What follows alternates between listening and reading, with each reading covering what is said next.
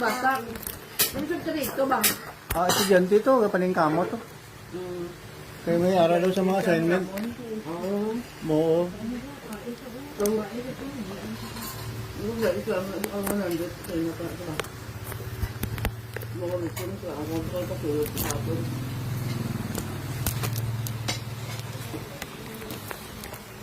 Ngayon ka na ni Silvia, ano yung ako ni Silvia, wala ko nakabalik. Sino? Bata.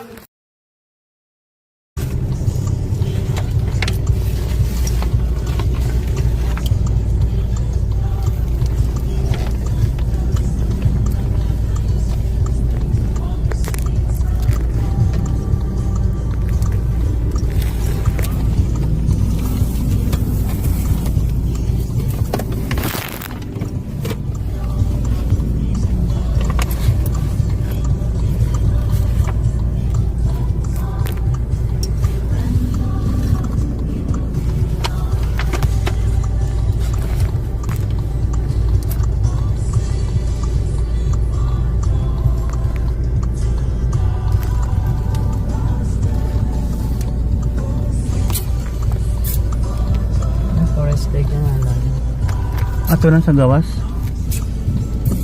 June 13, 2026. Paraiso. Barangay Paraiso.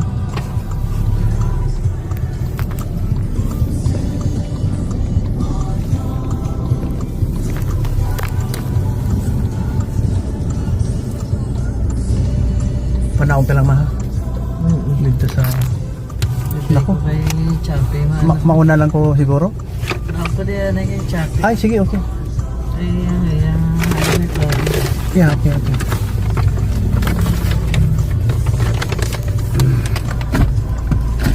Panahon na kamunta na siguro. Diri ka.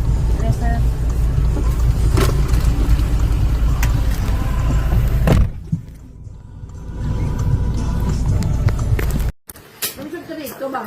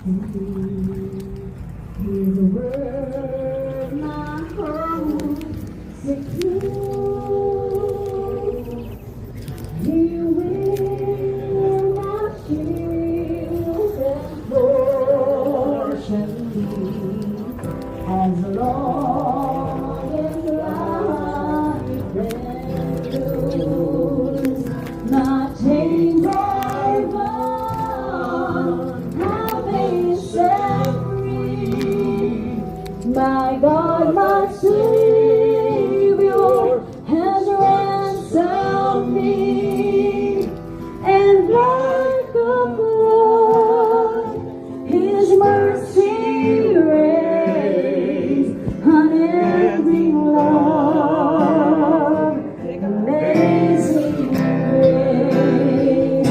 My chains are gone, I've been set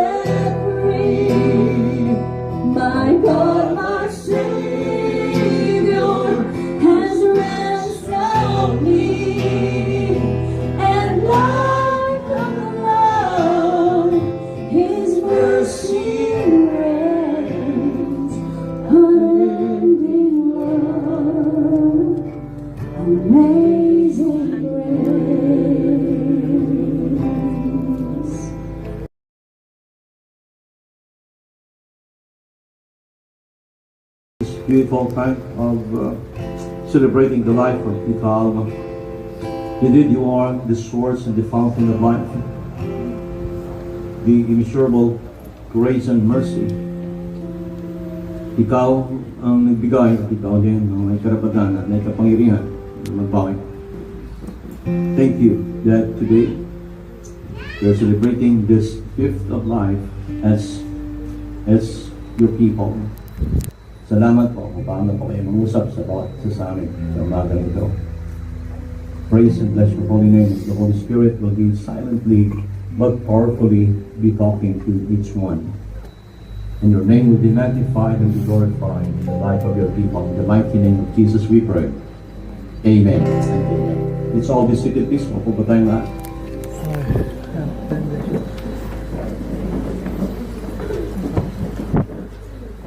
Hindi niyo siguro ako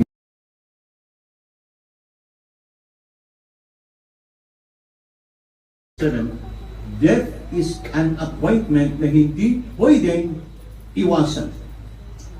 We are right now in a postmodern era. Halos high-tech na ang lahat ng galawan. Naka-invento ang tao ng pinaka-modern na armas para pumatay ng tao. Pero sad to say, wala pang na-invento kung paano hindi mamatay ang tao. Because death is a sure appointment according to the Bible. Amen. In Job chapter 14 verse 5, sabi ni Job, our days are already determined by God. So I hope and pray that this morning as we celebrate the life of Tita Alma, all of us must be serious about this matter. Because ito yung klaseng bagay na pantay-pantay tayong lahat. Walang mayaman dito at walang mahirap dito. Walang bata at walang matanda dito. Death is an appointment. And our days are being determined by God. If that is the case then, ang sakit, aksidente, ay mga dahilan ng kamatayan. In God's kairos, in His perfect time, all of us will face death as an appointment. Everybody say, appointment. Appointment. Appointment to God. You know, in the Bible, David died at the age of 75. Abraham died at the age of 175. Moses died at the age of 120. Methuselah, the oldest man ever recorded in the history of humanity, died at the age of 969. And imagine that, si Methuselah, 969 ang kanyang edad bago siya namatay. But nevertheless, all of them died anyway. You will die now and you will die later. You will die. Because death is an appointment. Different age bracket. But the truth of the matter is, all of them, Moses, Methuselah, all of them died because death is an appointment. Kaya nga sabi ng Amos chapter 4 verse 12, prepare to meet thy God. Sabihin mo sa katabi mo, prepare. Amos 4:12. Nakasan mo ulit, prepare, sabi mo. Because wala tayo, hindi tayo pwedeng umiwas dito sa appointment ito. Amen. Ito yung favorite verse ni Papa Bot in Amen. Amos chapter 4 verse 12. Amen. Habang kumakain kami, nakakaon kini nga duwa sa litson sa isa ka birthday party, ginamemorize ni Papa Bot ang Amos chapter 4 verse 12. Prepare to meet thy God. Hindi ko Papa Bot, all that na to yung kaon litson ha. Ikaw na lang anay. Parating ito by surprise. Hindi lahat ng natulog ay nagising pagkaumaga. Amen. At hindi lahat ng umalis ng bahay sa umaga ay bumalik ng buhay pagkahapon. Kaya we all have the reason to be thankful to the Lord. Kung pagkaumaga nagising tayo, we have all the reason to be grateful to the Lord pagka uwi natin sa gabi na buhay tayo. Everybody shout, Amen! Amen. Amen. So the million-dollar question this morning, people of God, as we celebrate the life of Tita Alma, is, gaano ba tayo ka-prepare? Amen. Gaano ba tayo ka-ready na harapin itong fixed appointment na to.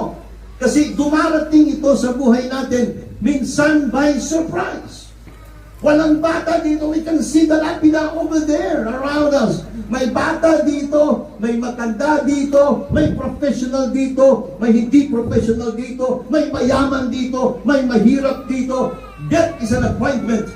And it has no respecter of a person. Walang respeto ang kamatayan sa kahit kanino. So the question is, how can we be prepared in facing this appointment? And I would like to tell you this morning na si Tita Alma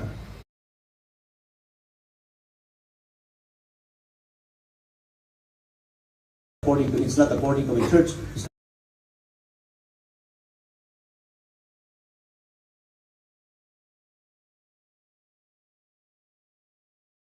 It's not according to my religion. It's according to the Bible.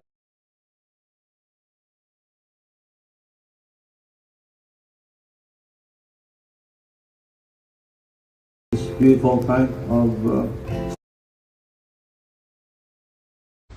I'm ready at prepare na prepare. It's not according to my religion. It's according to the Bible, the Word of God. You will become a child of God. John 2:16 is very clear. You will not be lost, but you will receive eternal life. Everybody please bow down your head before the Lord. Tita Alma prayed this prayer before. Hindi ito prayer ko, ito'y prayer mo. Mauna ako pangamuyo, suntay nga pangamuyo, halin sa iyong matagipuson. If you want to become ready and be prepared to face the sure and certain appointment of death, lakasan mo, huwag kang maiyak dyan sa katabi mo. This is your personal decision. Tita Alma made this decision in the past. I will pray first and then repeat after me. Nakasan mo. Lord Jesus, Lord Jesus, ginako ko ginako ko na makasasala ako. na makasasala ako. At ang salamat din Salamat din. na ikaw namatay sa cross Ikaw namatay sa cross. para mapatawad Tawad ang tanan nga kasalanan ko. ng kasalanan ko. So sa sinigid nga aga, Sinugit na anak. ginabaton ko ikaw Laban ko ikaw. na akong manluluwas Ako manluluwa. na Ginoo Sa iyo. sa akong kabuhi. Ako kabuhi. Gina-invite ko ikaw na magsulod Na magsulod. sa akong tagipusong. Akong kalipasong. In Jesus' name I pray. Amen. Palakpakan po natin ang Hallelujah. Praise God for that. If you happen to pray that prayer, sabihin mo sa katabi mo kapatid, congratulations. Congratulations. Today, Congrats. John 3:16 is applicable to you. Whosoever believes in Him should not perish but have an everlasting life. Amen. Those who believe Him and receive Him, to them He gave the power to become a child of God. That's not, if you believe the Bible to be true, you believe the Bible to be the Word of God, then that verses belongs to you. Palakpakan po natin sa Lord. Praise God. Let us sing. Let's remain standing while singing our closing song, In Christ Alone, My Hope is Found. It is in my copy. Let's declare that indeed Jesus is the only hope that we have, Amen. even in a hopeless situation. Amen. Even though we die, we will still have hope in the name of Jesus. Amen.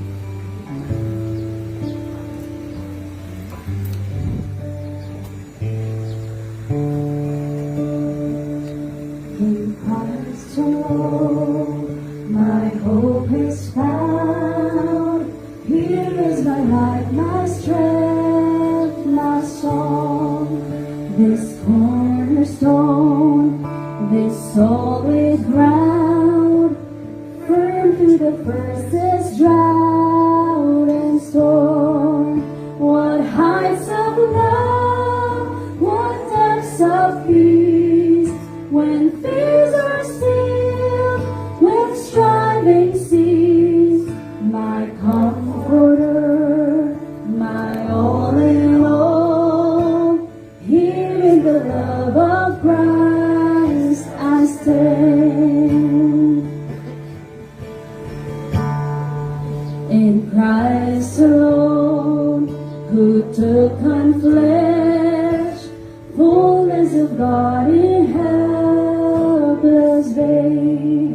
His gift of love and righteousness, scorned by the ones he came to save.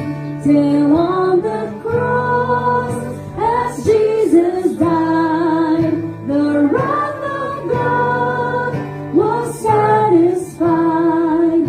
For every sin on him was laid. Here in the death of Christ I lay.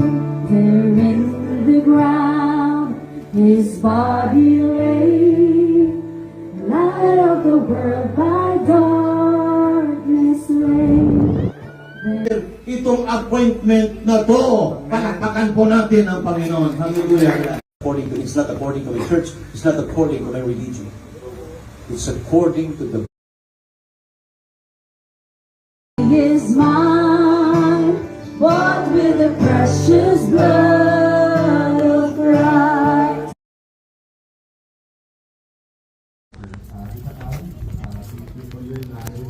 And for all the things that we've done for our family, please send our heart to Mama Lu, to Papa Lu, Mama Ding, and to all our relatives up there for us. And may it continue to guide us and to thrive in our daily lives. So thank you so much everyone for being here today and for being with us in this time of mourning. May God bless us all.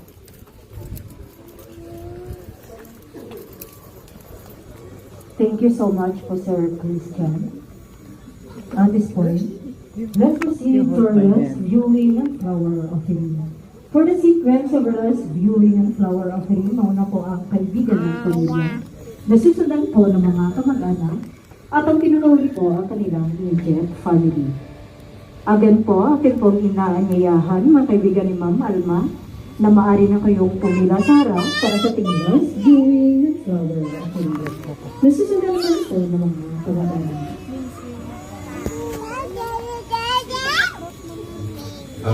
This time, may request ang talaga gusto maglantaw kay Tita Ams. For the final viewing, we would like to start with the relatives and friends who wanted to share your last respect kay Tita Ams, friends and office mates. Para No guilt in life.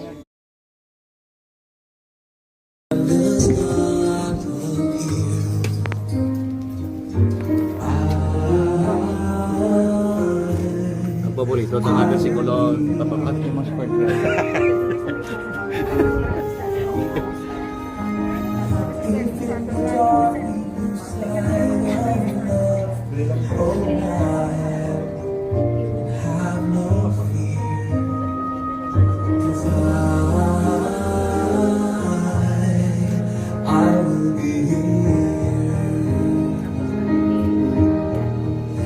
I will be here when you feel like being quiet. When you need to speak your mind, I will listen. And I will be here when you have to turn to cry.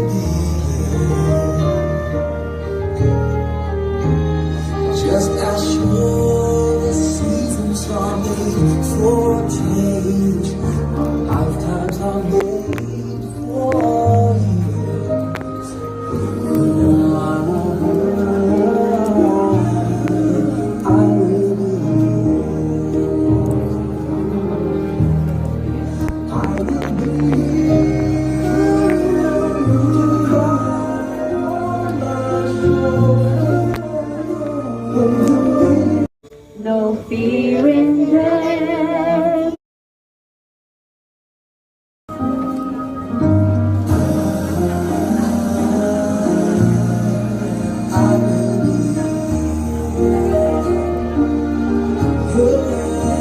Just as sure as seas that are made for change. Our lifetimes are made for years. 'Cause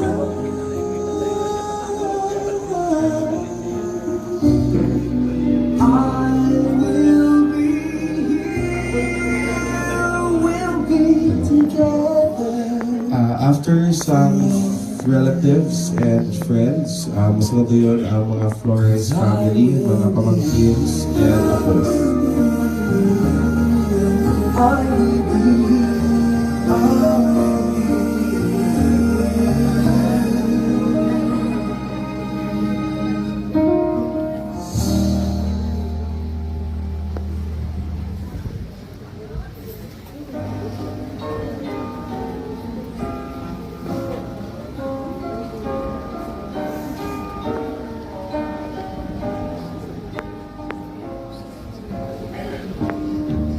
I can't remember when you were there, when I didn't care for anyone but you. I swear. Thank you so much to all the relatives. Next, may request to our Flores family, mga pamangkins, and apos to pay their last respects for the final viewing of the dance. You never let me down. You turned my life around. The sweetest days I found with you. Through the years, I've never been afraid. I've loved the life we've made.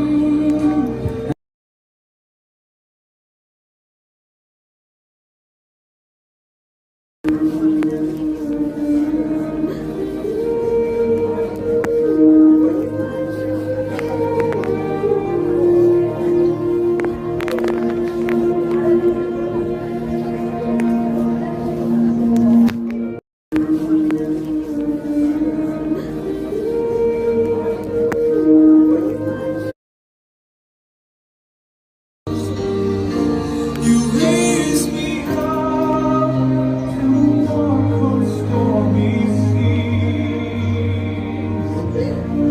I am strong. Next, Tita Zo, Ken, and Precious. Raise me up to more than I can be.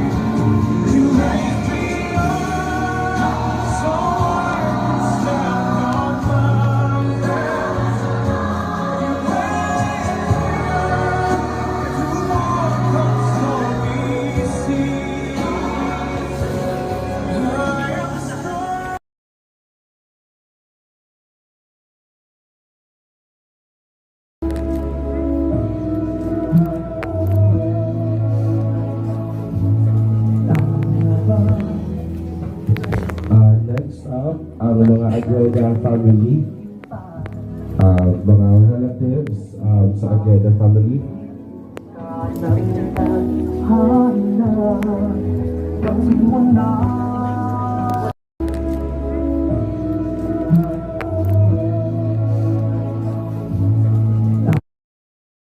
here for the photo opportunity.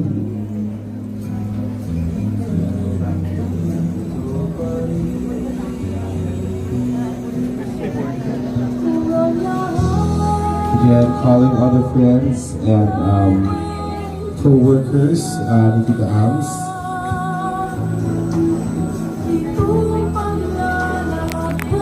Here for the photo opportunity.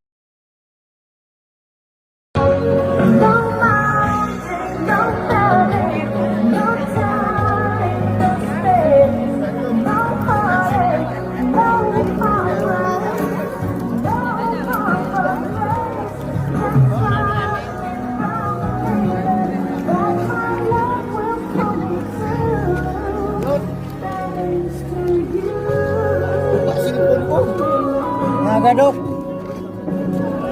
Yuk.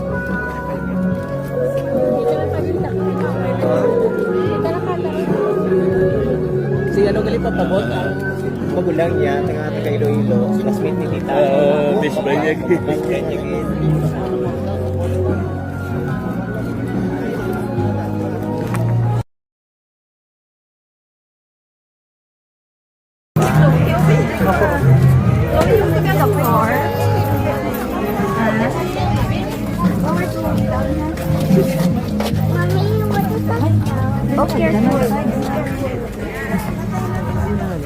Ato to puti. Cemented.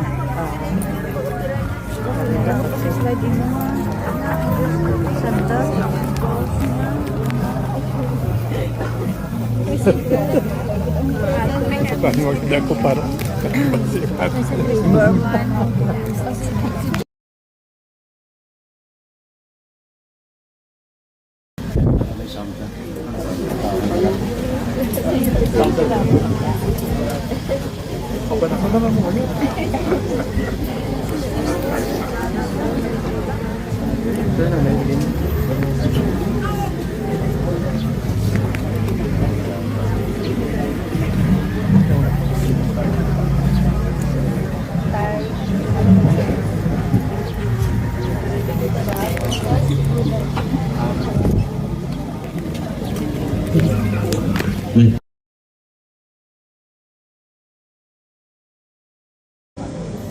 Before we will finally bring Tita Alma in her temporary resting place, let us sing her favorite worship song, Kay Buti-Buti ng Panginoon.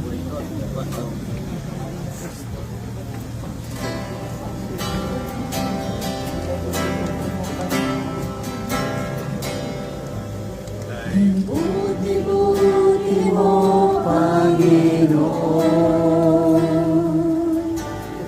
sa lahat ng oras at sa bawat araw. Ika'y laging tapat kung magmahal. Ang iyong kaawa ay magpawalang hanggan. Kay buti-buti mo, Panginoon, sa lahat ng oras at sa bawat araw. Ika'y laging tapat kung magmahal. Ang iyong kaawa ay magpawalang hanggan.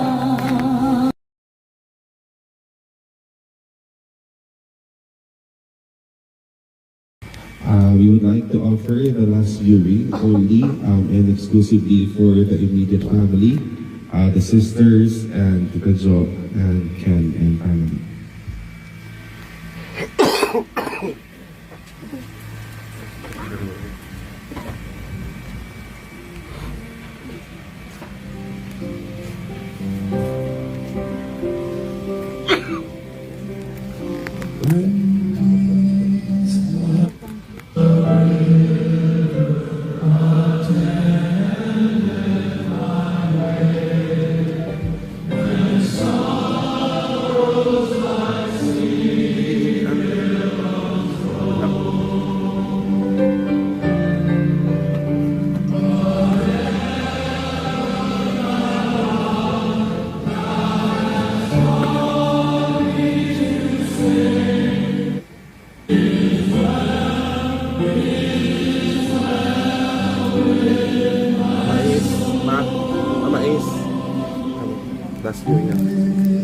sa babae. Wala daw kabalay.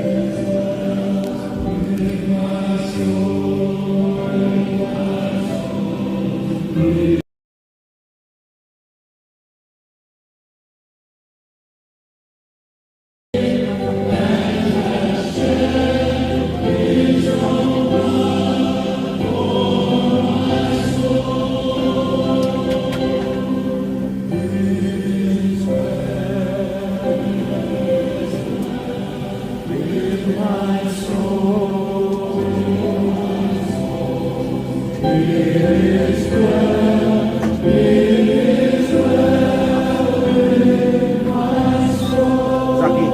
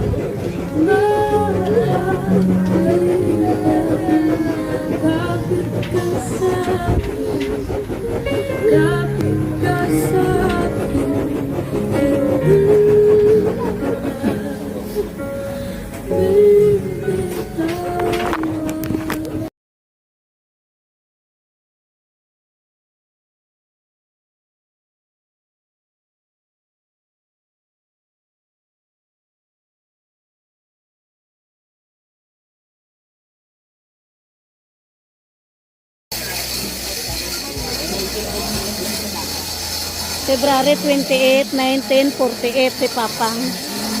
Mali. Bana ni Kuan ara mga Andre. Si Papa ay ni Mama ko. Okay. Si Silvestre.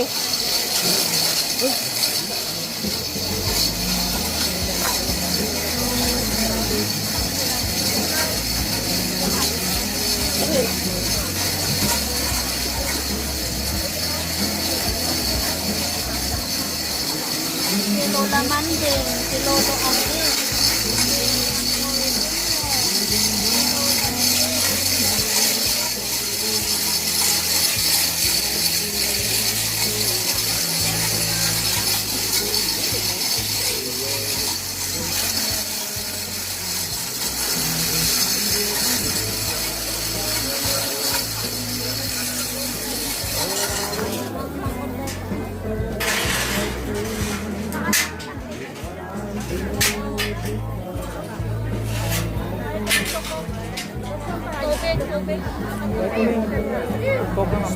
Ay pa. Ay. Balong. Oh, din ka na nag-start.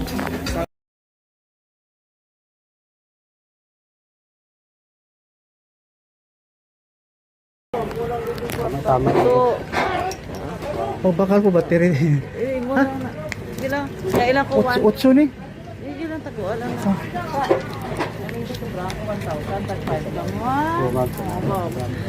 Sir, lipat ko itong apelido mo. Ano apelido? Javier po. Javier. Ano pangalan? Jonathan Martinez Javier. Ay, thank you. Javier Jonathan. Estrada po. Estrada? Joseph? Ha? Ano? Joseph na. Joseph na lang? Ano pangalan? Jeffrey po. Siya tumigo ko to man? Puhas? Puhas? Ay, si Kwan. Paul and Sirio. Oh, seryo. Si Paul. Puhas. P-O-J-A-S. Sila nag-contact pa sa amon. May isa pag ito may motor nga gin himo niya, symbol. Marvin, ano? Joel? Si Joel. Ano pinito ni Joel? Ilombre. Ha? Ilombre. Ano spelling? I-L-U? Ilombre Castor. May Humbly pa. Sino si Humbly? Wala sila siguro. Di mo na lang lapit ka dito sa imo. Sino si Humbly? Wala na ko. Oh, number mo, number. 09 ano? 0956-130-1688. 1688. 0956 Okay. 130 Okay. 1688. 1688. 1688. 1688. Okay. Mamiss ko lang ko. Elementary din, no? Salo today? Manggot na isa. Nagresolusyon na si Pastor.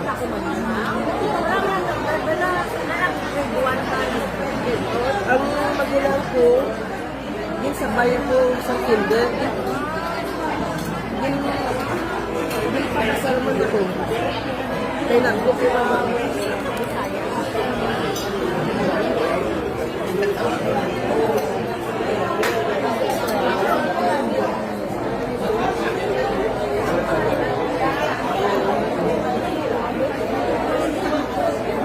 Kasi may tayo nakanda yung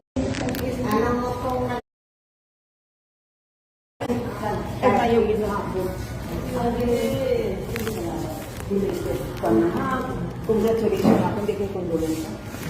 Nag-service mga lis na dito sa Wednesday, wala ako kanto, aga ko sa Parisat. Sa kahit sa St. Peter, kung di ko yung nagpigta, kaya aga ko na kanto, hindi ko pa manghod. Nagpagin ako.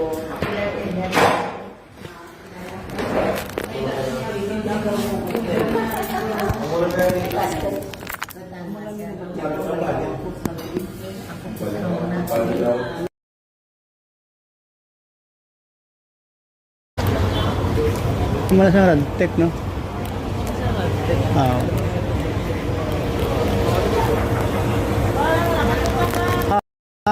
Sige.